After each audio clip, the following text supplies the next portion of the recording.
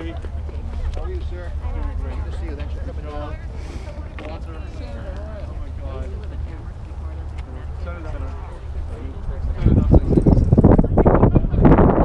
So let's go get this done, okay? Yeah, no, John here behind us, and then why don't I just...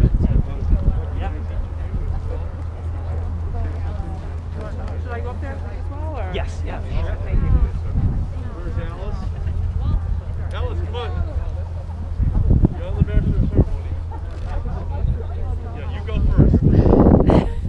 I'm gonna see if I can sit. I'm gonna sit. Sorry, I have to sit. Oh Jesus.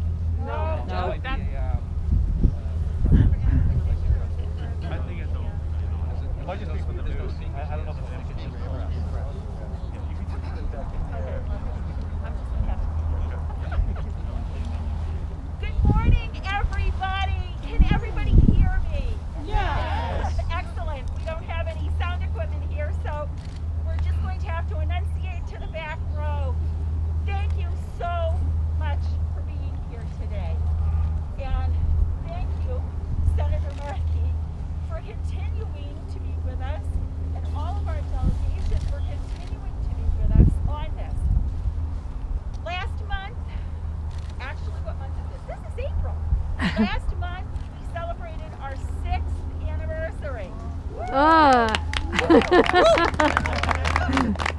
Dubious distinction. Of fighting this compressor station. And although we see it here, it's constructed, it is not operating. Woo! Woo! Enbridge will tell you it's operating, but Enbridge has a little problem with the truthiness. So we have been watching this vigilantly. We have elves that watch this, and we know that they have not been performing the way they should.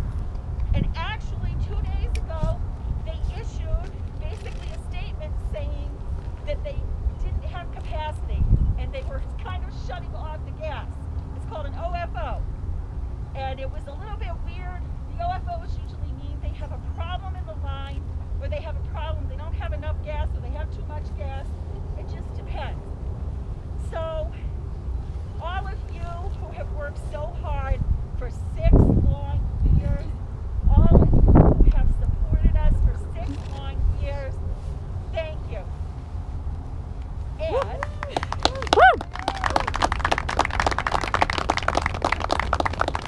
And I'm going to stop here and introduce, of course, our friend, who everyone knows, Senator Ed Markey, who has, like I said, supported us all along in fighting this. Woohoo! Thank you, Alice, so much. Thank you for your incredible leadership over all these years. Thank you to all of the activists, community leaders who are here today, who have demonstrated just an incredible commitment to environmental justice and fairness, to taking on Enbridge as they try to build a straw through Weymouth and Braintree and Quincy so they can move natural gas from Pennsylvania up to Canada and off to the world markets, to China and to Europe. What's in it for Weymouth? Nothing. Nothing but taking the risks of environmental damage that could occur if an accident occurs on this location. So it's just great to be joined here today by Senator Walter Timilty, Senator John Keenan, Senator Patrick O'Connor, Representative Jamie Murphy, Rep. Joe Moschino, and Weymouth Town Councilor Becky Hall. Woo! All being here, and I'm going to ask the state senators and state representatives if they would like to speak as well. So let me just say this. The Weymouth Compressor Station is a dangerous and unnecessary project that must be stopped.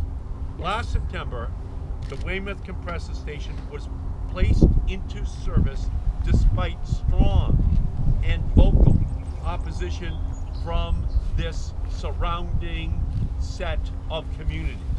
That same month, the compressor station experienced 2 unplanned gas releases, which prompted the Pipeline and Hazardous Materials Safety Administration, PHMSA, the federal agency responsible for the safety of this site, to halt the compressor station's activities.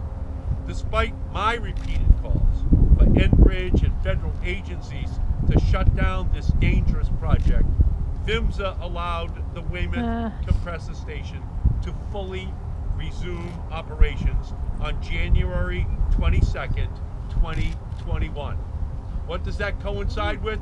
Of course, a going out of business present for the natural gas industry by the Trump administration. Yeah. Just as they were losing power.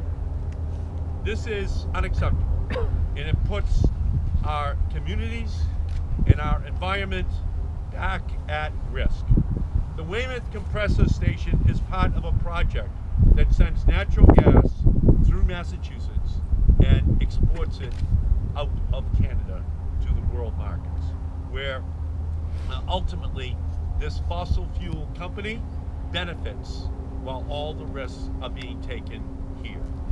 And this global addiction to fossil fuels that is fueling our climate crisis is all about this desire during the Trump administration to authorize pipelines and compressor stations for the fuel, for the fossil fuel industry, even as the climate crisis continues to worsen.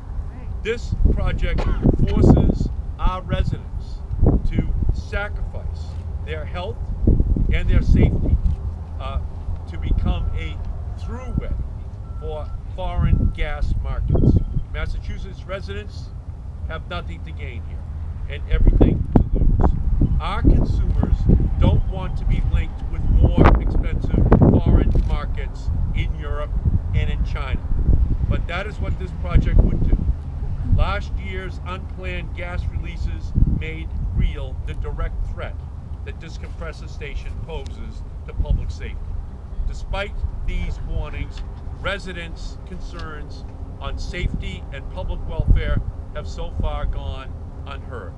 This project also brings up serious environmental justice concerns. The compressor station is located near 2 state-designated environmental justice communities, which are regularly subjected to high levels of pollution. Residents in this area have statistically higher rates of cancer, pediatric asthma, and cardiovascular and respiratory diseases. The majority of the federal energy regulatory commissioners have noted the project's serious environmental justice, health, and safety concerns. The commission is now re-examining the project. So they have now voted 3-2 to vote to re-examine the project. Now that Joe Biden, chairman of the FERC, is in power, no compressor station should be built in our already overburdened communities. This project threatens the safety of our residents and our environment just to support our natural gas being sent overseas to benefit the company's bottom line. That is why I will be reintroducing legislation to prevent the continued operation of any compressor station that would be built as part of a pipeline project meant to export natural gas out of our country. None of this natural gas is needed for Massachusetts. It's just being shipped through, again, like a straw for the benefit of the natural gas companies. I will be working to prevent the construction and operation of facilities like the Weymouth compressor, which ask communities to bear all of the risk. This is, without question, the time for the rest of the country have been the leaders.